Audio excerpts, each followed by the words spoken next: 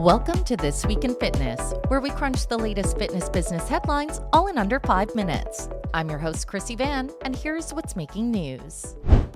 One of the wellness industry's more ambitious technology plays has officially hit a wall.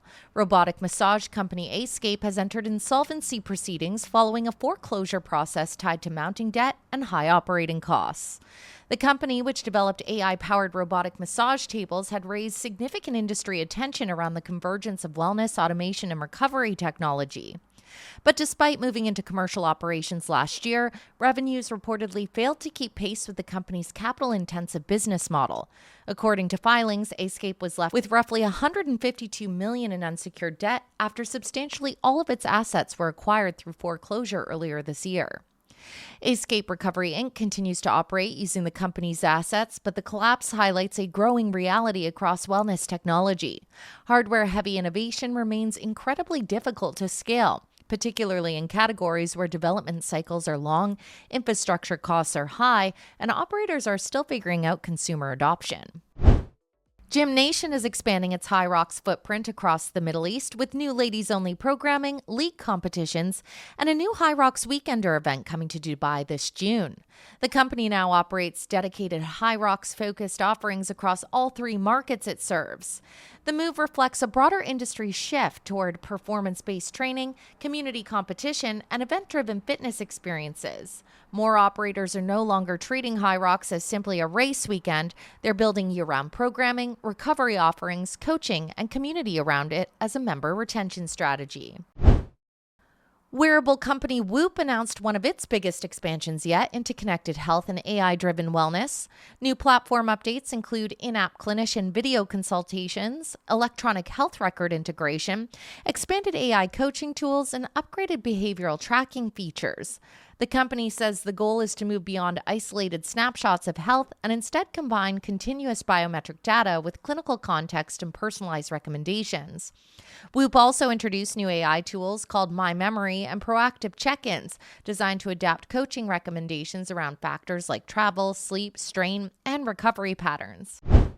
And in a separate study released this week, Whoop analyzed alcohol consumption patterns across 30,000 new members over 11.6 million person days of data. The company found the likelihood of drinking on any given day dropped from 23% to 17.2% over time, alongside declines in overall alcohol consumption, even among users who were not intentionally trying to reduce drinking.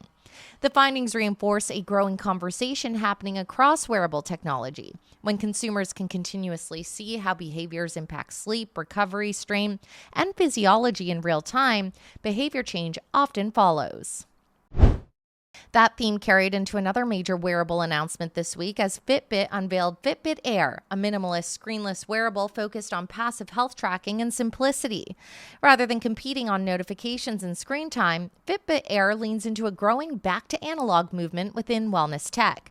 The device emphasizes comfort and continuous biometric tracking without the distraction-heavy experience of traditional smartwatches. The launch also positions Fitbit more directly against companies like Whoop, as wearable competition increasingly shifts away from hardware specs and toward ecosystem value, AI coaching, behavior change, and long-term wellness engagement. That same convergence between fitness and healthcare is increasingly happening inside clubs as well. Equinox launched a new women's health advisory board this week aimed at bringing more medically informed programming into the club environment. The board includes physicians, researchers, and health technology leaders specializing in areas like hormones, fertility, longevity, and preventative medicine. The initiative will help guide programming across Equinox clubs and digital experiences while supporting the company's existing platform focused on cycle health, postpartum recovery, fertility, and perimenopause.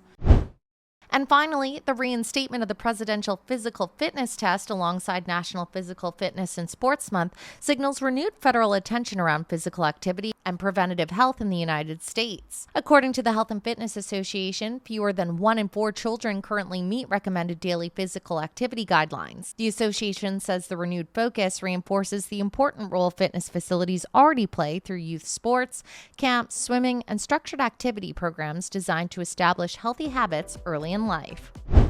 That's it for this week's edition. That's all for This Week in Fitness. I'm your host, Krissy Vann, and remember, stay fit, stay informed, and keep your fitness business in shape.